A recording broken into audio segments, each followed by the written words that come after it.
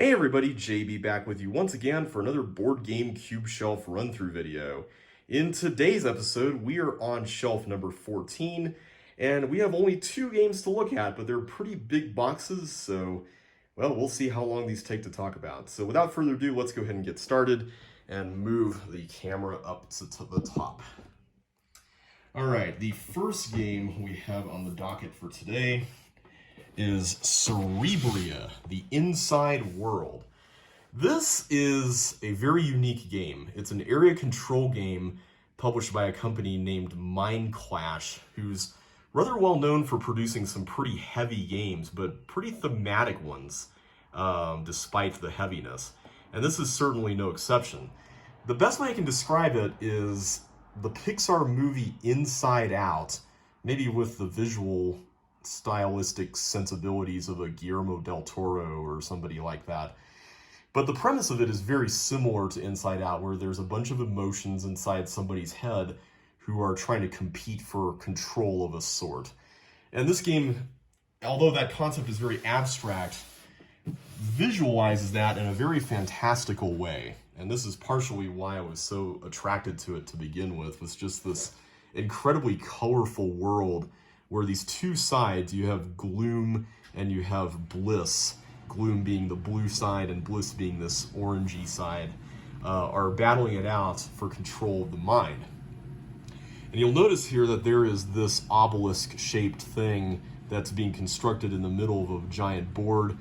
That is what you are scoring with whenever you are achieving certain things in the game. You can add pieces to this obelisk that give you points at the very end. And the more of these pieces you can add, the more you will ultimately achieve victory by the time the game ends. So there's a lot of things going on in this game. In fact, the game even comes with both a basic and an advanced mode, although I would say that they're both pretty advanced. But the actual gameplay itself, I would say, is very simple. The thing that makes this a rather difficult game to teach is that it can be very hard to get past the rule book. And I'm sad to say that, because I think the rules for the game are not really all that complicated from a foundational perspective, but they're somewhat obfuscated by a lot of terminology and jargon. And don't get me wrong, I don't mind it when games try to introduce an element of thematic integration. But when you're referring to different things by their thematic names, you know, like certain regions of the board or pieces that are supposed to represent parts of someone's mind or heart, that's where things get a little sticky, because it can be very difficult to keep up with what certain things are while you're learning it. And that's kind of what makes this a little bit difficult to get into. Thankfully, there's a really excellent video by Paul Grogan. I mentioned him earlier during the Letter Jam overview that goes over this game really, really well. So at its core, this is an area control game, and there's different regions of the board. You can kind of see them here. But there's also these things called frontiers, which are these overlapping sections. So like this could be a region, but like this is a frontier. Maybe the other way around. It's been a while since I played, but there's these overlapping regions where you put these cards representing emotions down, and then you can develop them so that they become stronger and exert more control over the region or over the frontier. You also have this centerpiece here called the Origin that have these crystal currency things, and these are what you use to do various actions in the game, like upgrading the emotions or putting them down or moving your piece around to do the different things with the cards and whatnot. I like this because it's very different from a lot of area control games where you have pieces that are on a map and you have to put more pieces down to exert more control. There is a little bit of that in here as you develop the cards, but the actual miniatures in the game are just things that you move around to do all that stuff. It's not so much all about just adding a giant army to the board or something like that you typically see in most area control games. There's also objectives that you uncover every single round, and that helps you add things to the obelisk if you're able to achieve the objective. Yeah, I think there's like a public one and a private one. And in the advanced version of the game, the emotions themselves, I think, have specific powers that kick in whenever you are putting them down and you upgrade them. So that adds even more complexity to the game. I think this if I had to name the game that's in my collection that's probably the most complex, it would probably be this one. No doubt about it. I would say that this offers, like right off the bat, probably the greatest barrier to entry. But once you get past that, it's a really fun and engaging game. With it even says your dynamic objective-based scoring. That's a pretty accurate portrayal of what's going on. There's also an expansion that's included in this box called Forces of Balance, which I have not yet played with, but it's apparently like a third faction that you can add called Harmony, I believe, that is focused on trying to get Gloom and Bliss to coexist and essentially exert equal numbers of control. So Harmony is going to kind of play both sides and add various tokens to the board that tip the scales such that things can be balanced. So I like the fact that that exists. I mean, there's 3 states that any region or frontier could be in, so why not have a third faction for that third state, right? Yeah, this is a really cool game. It's not one that I get to the table very often, but it is fun. It has a lot going for it. And I don't know if I would play it with the count of 6 like it says here, where it's a 2v2v2 game. Maybe 1v1v1 is okay, but 2v2v2 might be a little much. But nevertheless, beautiful presentation, great gameplay, and amazing thematic integration. That is Cerebria. Okay. The next game has a giant box, and it is Scythe.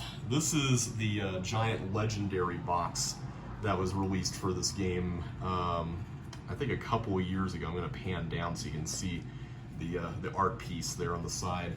There's also additional artwork on the sides of the box here that looks really just incredibly beautiful.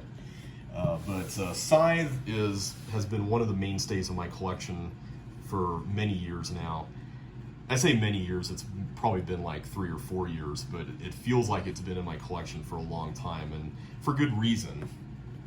It's a very immersive game with incredible artwork and very engaging gameplay, but it's a very deceptive game. And I'm going to bring the original box out so you can see a little more. So this is the original box right here, laid on its side. The legendary box is like twice the thickness, but the same width and height. Or height, width and height. So I'll show you the back so you can actually see the components and everything here.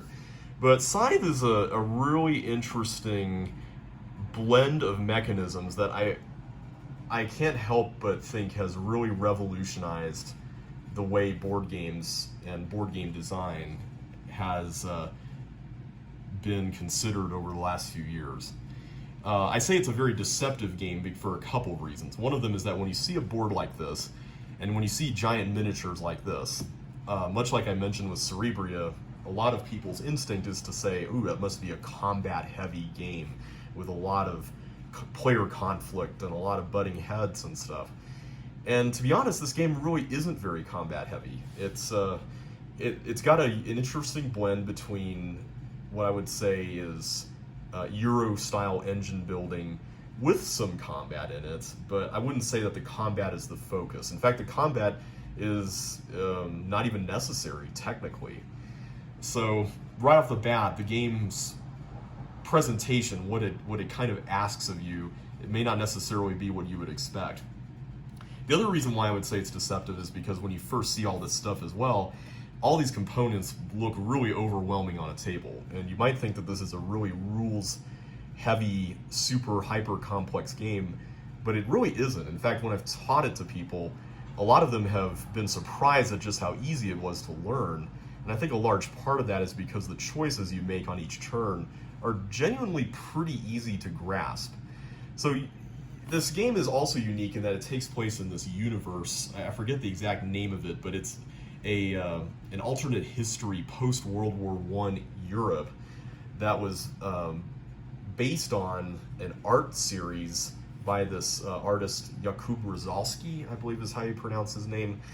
And they had to get the licensing, Stonemaier Games, who published this, had to get the licensing for this IP, if you want to call it an IP, to set this game in that world. And I think the agreement was that they could set like board games in it, but there's also like a video game called Iron Harvest that's going to be coming out on Steam, I think. But Scythe is the name of the board game that got published in this world. And normally I'm not a fan of when people start with artwork, but not game mechanisms, and then they build everything around the artwork. But I think in this case, it really managed to work, and that's because Jamie Stegmaier, he also did Tapestry, which we talked about earlier. He's an incredibly accomplished designer and managed to crank out something incredibly special here. So the foundational premise of this game is that you are a nation that's trying to recover from this 1920s kind of, I don't know if I would call it a dystopia, but it's like a post-World War I Europe where there's all these giant diesel punk style mechs that are roaming the land, and you have this central location called the factory that you're trying to get to. And the ultimate objective of the game is to get the most money. In fact, the way I would describe this game is that it combines the agricultural engine building of a Catan with the maybe the money accumulation and area control element of a game like Small World, which is a popular area control game by Days of Wonder. I think that was very intentional as well, because even the name of the game, Scythe, is both an agricultural tool but also a weapon. And I think it's a perfect name for a game like this. So you're trying to rebuild your nation here by cranking out this engine, and you may come into conflict with other nations while doing so. What makes the game interesting is that this is a very action selection oriented game. There's no like worker placement in the traditional sense. You just have one pawn and you have a board in front of you here. And what's interesting about these boards is that you have one board that's your faction. So like this is the Saxony or the German nation here. And they have these different mechs here that give them different abilities and whatnot. And then they have like a special nation specific power. And then down below they have their player board where they have a certain type of approach. So like you could have an industrial board or a patriotic board or an agricultural board or something like that. And these boards are mostly similar in that they have the same actions on them, but they're different in that the actions on the top half are in a different order, and the ones on the bottom half cost a different amount of resources, which is a really interesting way to make the game variable, especially when you mix them up with the faction board up here. On anybody's turn, they're going to place their pawn on one of the 4 action slots and do either the top or the bottom or both of the actions in the order of top to bottom. And what's really fun about this is that you have all these pieces on the board that represent workers who can get resources for you. You've got buildings, you've got upgrades that are for technology and whatnot.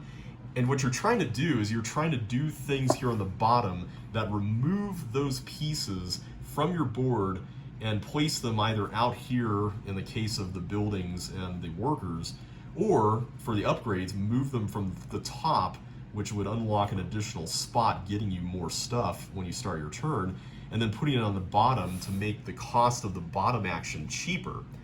So you're kind of killing 2 birds with 1 stone. And of course, the more resources you can accumulate from your workers, the more that you could just put them toward these bottom row actions that will crank out your engine in no time at all. There's also money to be had from doing the bottom actions, which is different across each of the boards. And ultimately, you're trying to get these stars here. So stars are, you think of them like video game achievements. So like the first person to get all their workers put out. You don't even have to be the first one. It's like any time you would do it. But the first one to get to 6 stars completed will end the game immediately. And then there's this track here called popularity, where the further you are up in it, the more money you'll get for the stars that you've put out, the number of tiles you control, and the number of resources you have. The combat system's also pretty simple. There's no dice. You just have these combat cards, and whenever you move into a space that is occupied by an opponent, you'll go right into combat, and you can play an amount of power that's on a dial, which is shown here. and that goes up to 7. But then on top of that, for every combat unit you have in the fight, you can allocate a combat card, and those can range from 1 to 5. So you kind of have to plan around what you think the opponent will have, and maybe you'll want to, egg them on toward getting rid of a really cool card, that kind of stuff. It's a really interesting but simple system. There's also expansions for the game, which is what's in the legendary box here. One of them is called, I'll leave this up here actually so that maybe I can give a little more visual context.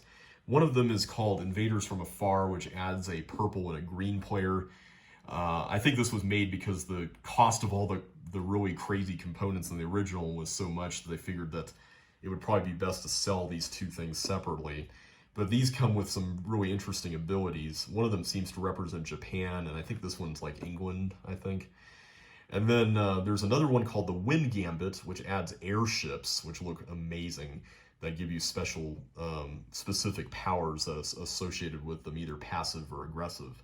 And then a couple of the more recent expansions, one of them is probably my favorite expansion, The Rise of Fenris, which is a campaign mode where you play 8 different games and go through this story, and then each of those 8 different games adds a new element to the proceedings that you can play independently of the campaign. So for example, one of them, without getting too much into spoiler territory, one of them adds modifications that you can draft and then apply to your mechs, and so that way your mechs have special powers, or maybe your engine starts with one of its components already predefined, so like you can have a cost decreased right off the bat, something like that.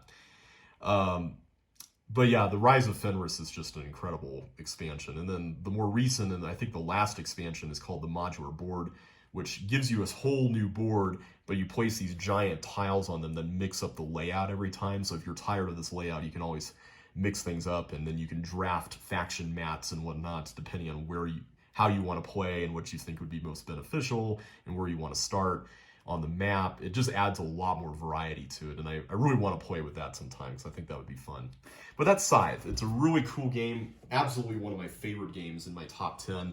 It's, despite the presentation and the overwhelming number of pieces, it's actually a pretty simple game to get into.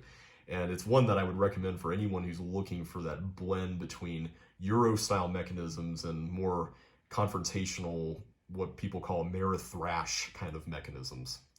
So yeah, that is today's shelf. Next time, we are going to be looking at this shelf here, which will conclude our time with Stonemaier and also delve into a few other things as well. But until then, everybody, thanks for watching. Hope you all enjoyed yourselves today, and I will catch you on the next one.